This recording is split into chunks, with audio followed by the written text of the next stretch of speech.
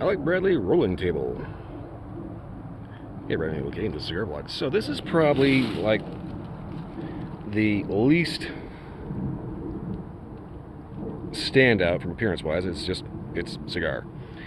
I actually had to bring the wrapper of the bundle that it came in order to actually remember what the hell the name was.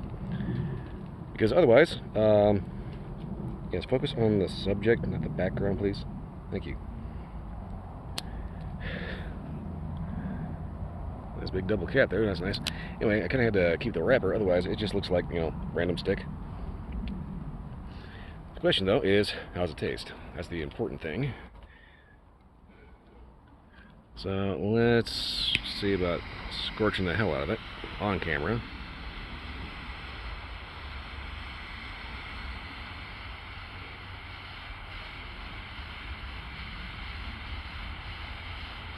Yes, this is probably one of the most awkward angles I can be holding this at.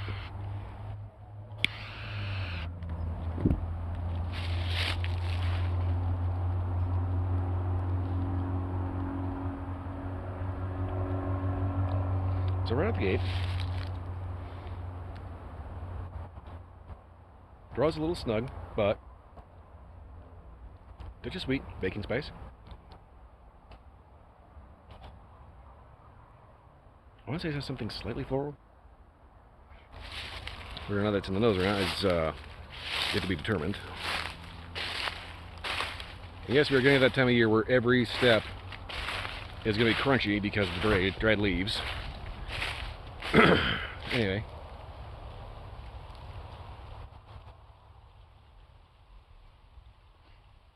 It's not bad. A little bit of a snug draw, but you get a nice, rich smoke off of it. So that's pretty good.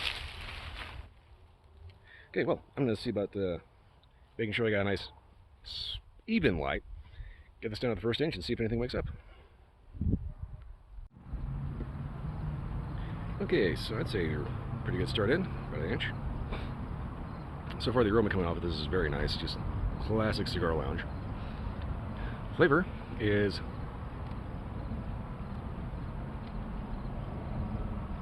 kind of bready, baking spice, a little sweet, a little floral. Nothing harsh, very smooth. Overall, nice. Very nice. So, one of the questions that every so often comes up is, what would you recommend for a person who's never smoked a cigar before? And it's kind of a toss-up because sometimes I say a Drew Estate acid, because if you've never smoked a cigar before, these taste like a stick full of magic. That said, I'm kind of getting a little leery about recommending those as a first-timer because it can kind of provide an expectation of what you're going to get from every cigar. And let's face it, the Drew Estate acid is kind of a unique thing. Nothing else really tastes like that. But there's something like this, which not exactly the most expensive, but reasonably priced, I think, from what I saw.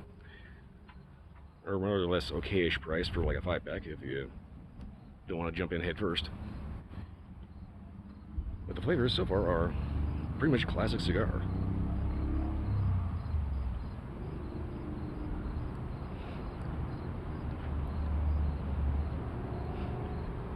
Then I get to the point where I start getting a little leery about recommending something like this because if you've never had a cigar before, you're probably not going to be able to pick up anything other than smoke, coffee.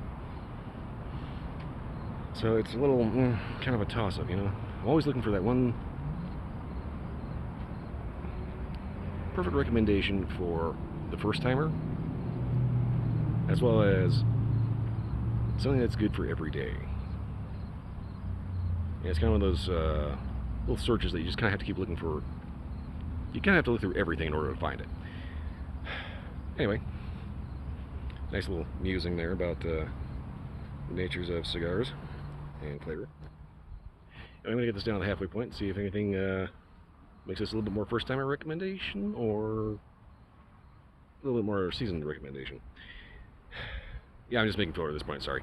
I'm going to get this down to the halfway point and see if anything wakes up or changes.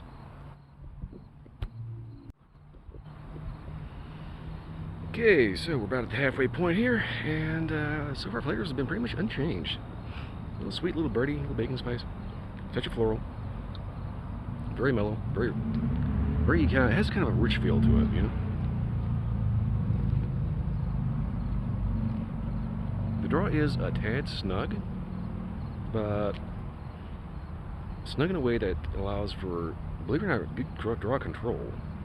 You know, you're not gonna like puff through half through it on one puff, you know.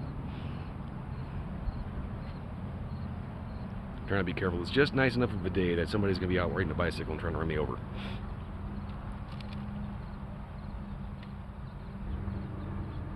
Yeah, it's a snug draw, but you still get, you know, a lot of very flavorful smoke. It's not a whole lot of smoke in the puff, but it's rich enough that you get a lot of flavor out of it. So that's actually pretty good. Anyway,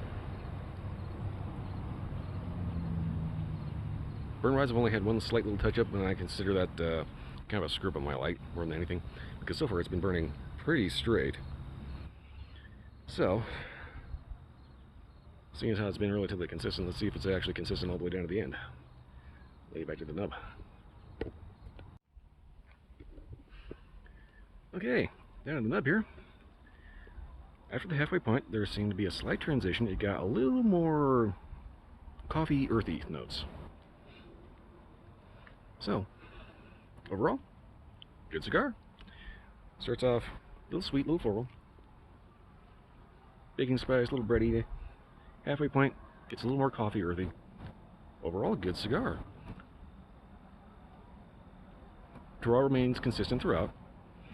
And, yeah, it's a good, well-controlled cigar. I don't know if I'd necessarily recommend this as maybe a good first cigar, but if you're just getting in, and say you've already had a Drew Estate Acid, this wouldn't be a bad idea for, say, a first normal cigar, like non-infused. Flavors are there, flavors are present. Smoke is actually rather rich, so you actually end up getting a lot of flavor for not a lot of puff, which is actually a good thing. Overall, though, pretty good. And the thing about Alec Bradley is they make good stuff, and they don't necessarily break the bank. Drink pairings, good coffee, and I want to say maybe a peaty scotch. Anyway, not much else to say other than if you get wild hair, go ahead, try them out. Definitely can't go wrong. Good. Time to move. Anyway, if you like this review, if you have the review, like, subscribe, leave a comment. You know, if you had a different experience, or if you ever are out somewhere and almost get run over by a bicyclist. Beyond that, check out my Twitch channel, Sunday to Friday night, 10 p.m. to 2 a.m. You think I'd remember that at this point. If you don't make it live, they will end up on YouTube, and eventually, one day, I will end up linking to the main page. Anywho, I'm trying to get away from that guy. That's all I got for this one. I will see you next time.